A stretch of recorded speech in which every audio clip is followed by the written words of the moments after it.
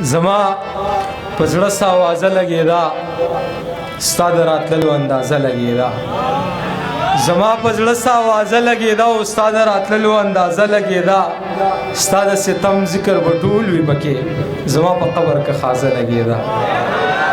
ستا د ستم ذکر به ټول وي پکې زما په قبر کې خازه لګېده تا به د زا او زه نارې وهلې په ما به هغسې رازه لګېده تا به د زا او زه نارې وهلې په ما به هغسې رازه لګېده ستا لوپټه به یې پرده وي ګرانې زما په زړه کې دروازه لګېده